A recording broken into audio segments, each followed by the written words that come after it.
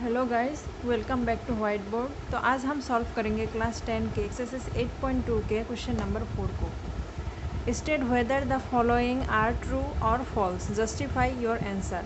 तो पार्ट 1 में दिया हुआ है sine A plus B is equal to sine A plus sine B. हमें क्या दिखाना है, ये ट्रू है या फॉल्स है। तो यहाँ पे हम देखेंगे, अगर हम ए का वैल्यू एक कोई एंगल ले और बी का वैल्यू कुछ अलग एंगल ले, तो देखते हैं कि साइन ए प्लस बी और sign A plus sine B का वैल्यू एक होता है कि नहीं। तो गाइस यहाँ पे हम देखेंगे, अगर हम साइन ऑफ ए का वैल्यू अगर 30 ले लेते हैं और बी का वैल्यू अगर हम 60 ले लेते हैं, तो इसका वैल्यू क्या आ जाएगा, साइन ऑफ 90। और साइन ऑफ 90 डिग्री का वैल्यू क्या होता है, 1 होता है। अब हम देखेंगे साइन ए, दूसरी तरफ साइन ऑफ ए है ना, तो ए का वैल्यू हमने क्या लिया, 30 लिया है। और साइन ऑफ बी का वैल्यू हमने क्या लिया है, 60 लिया है। अब हम टेबल के अनुसार देखेंगे, साइन ऑफ और 30 का वैल्यू क्या होता था, 1/2। साइन ऑफ 60 का वैल्यू क्या आता है, √3/2। तो अगर हम इसको कैलकुलेशन करेंगे तो नीचे एलसीएम लेना पड़ेगा 2, नीचे दोनों का सेम है तो 2 लेंगे और ऊपर हो जाएगा 1 + √3। तो ये क्या 1 के बराबर हुआ, नहीं हुआ। इसका मतलब ये गलत है। मतलब sine A plus B is not equal to sine A plus sine B. तो क्वेश्चन में ये हो जाएगा क्या, फॉल्स हो जाएगा। ठीक है, अब आते हैं दूसरे नंबर पे। तो दूसरे नंबर पे क्या दिया हुआ है कि the value of sine theta increase as theta increase. यहाँ पे हमें क्या दिखाना है, अगर थीटा का वैल्यू इंक्रीज होता है तो साइन थीटा भी इंक्रीज हो जाएगा, होता है कि नहीं। ठीक है, तो अब हम टेबल के मदद से, मतलब थीटा का वैल्यू कोई एंगल लेंगे और टेबल के अनुसार साइन ऑफ थीटा का वैल्यू निकालेंगे और देखेंगे कि ये इंक्रीज़ होता है या डिक्रीज़ होता है। इंक्रीज़ होता है मतलब छोटा से बड़ा, छोटा से बड़ा, इसको हम बोलेंगे इंक्रीज़।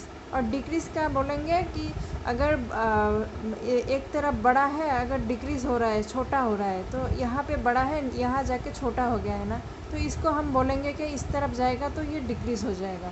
ठीक है,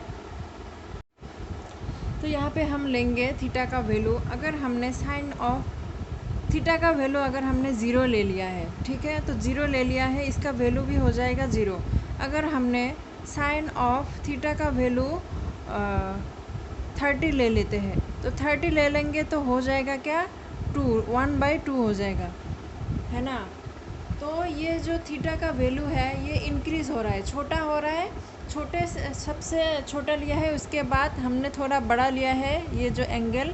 अब हम लेंगे और बड़ा, तो देखेंगे साइन ऑफ 45।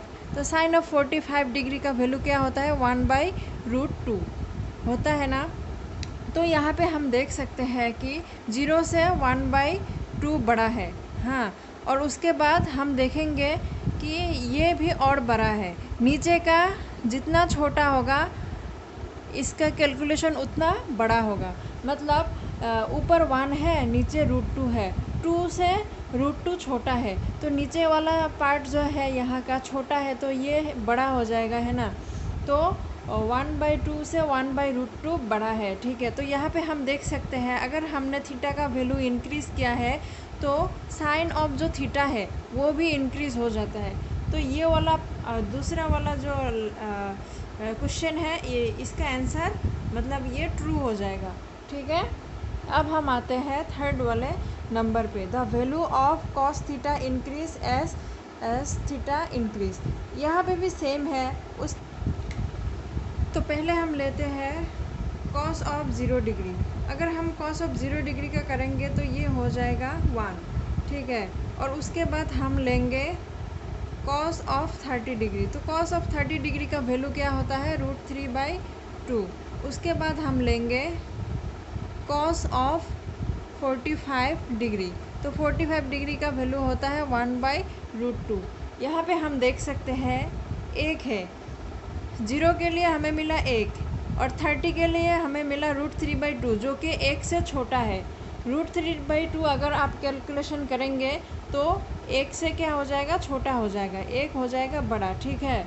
इसके लिए तो यहाँ पे हम देख सकते हैं अगर हमने थीटा का वैल्यू इंक्रीज़ किया है तो ये जो पूरा फंक्शन का वैल्यू होता है, cos ऑफ 0 डिग्री का वैल्यू cos ऑफ 30 डिग्री का वैल्यू होता है, वो क्या हो जाता है, डिक्रीज़ हो जाता है, ठीक है। तो इसका मतलब ये वाला जो लाइन है ये हो जाएगा गलत। अब हम आते हैं चौथा नंबर पे। यहाँ हमें क्या दिखाना है कि sine of theta is equal to cos of theta for the value of theta. मतलब थीटा के कोई भी वैल्यू के लिए ये और ये इक्वल होना पड़ेगा। तो हम पहले देखेंगे कि sine of 0 degree is equal to क्या होता है, 0 होता है, और कॉस ऑफ 0 डिग्री के लिए हम देखेंगे ये इसका वैल्यू तो 1 होता है। क्या मतलब ये जो साइन ऑफ थीटा और कॉस ऑफ थीटा का वैल्यू इक्वल हुआ क्या, नहीं हुआ ना। तो इसका मतलब sine of theta cos of theta for the value of theta, हर एक थीटा के वैल्यू के लिए ये गलत हो जाएगा। लेकिन अगर हम साइन ऑफ 45 डिग्री लेंगे और कॉस ऑफ 45 डिग्री लेंगे, इसके लिए इन दोनों का वैल्यू क्या हो जाएगा, सेम हो जाएगा, 1/√2। सिर्फ theta is equal to 45 degree के लिए ये पॉसिबल हो सकता है, लेकिन थीटा के हर एक वैल्यू के लिए ये पॉसिबल नहीं हो सकता है। तो यहाँ पे ये गलत हो जाएगा, ठीक है। अगर थीटा दिया हुआ हो, अगर theta is equal to 45 degree mention किया हुआ हो तभी ये ट्रू होगा। यहाँ पे मेंशन नहीं किया है ना, तो ये हो जाएगा फॉल्स, ठीक है। अब देखते हैं 5वें नंबर पे क्या है। तो यहाँ पे है cot A is not defined for A is equal to 0। पे A इज़ इक्वल टू 0 के लिए हम लेंगे cot of A is equal to, इसको हम ऐसे लिख सकते हैं cot ऑफ 0 डिग्री। तो cot ऑफ 0 डिग्री को हम ऐसे लिख सकते हैं, ऊपर cos ऑफ 0 डिग्री, नीचे साइन ऑफ 0 डिग्री। तो सबको पता होना चाहिए कि cos ऑफ 0 डिग्री का वैल्यू होता है 1 और साइन ऑफ 0 डिग्री का वैल्यू होता है 0। यहाँ पे क्या दिख रहा है कि 0 को 1 से डिवाइड करना पड़ेगा। 0 को 1 से डिवाइड करेंगे तो क्या हो जाएगा, नॉट डिफाइन हो जाएगा ना, ये हो जाएगा नॉट डिफाइन। लेकिन यहाँ पे 0 नीचे हो जाने से नॉट डिफाइन हो जाता है। अगर 0 ऊपर गया और नीचे कोई भी एक टर्म हो, जैसे 3 हो या फिर 4 हो, तो इसका वैल्यू क्या हो जाएगा, 0 हो जाएगा। इतना तो याद रखना ही पड़ेगा। अगर नीचे 0 आया तो ये नॉट डिफाइन, इनफाइनाइट हो जाएगा। 0 को अगर मतलब 1 को अगर 0 से डिवाइड करेंगे तो क्या हो जाएगा, एक बार मतलब सोच के तो देखो। तो यहाँ पे क्वेश्चन में क्या दिया हुआ है कि cot of A is not defined for A is equal to 0। तो क्वेश्चन में दिया हुआ है कि नॉट डिफाइंड है, तो ये क्या हो जाएगा, सही हो जाएगा, ये वाला ट्रू हो जाएगा, ठीक है।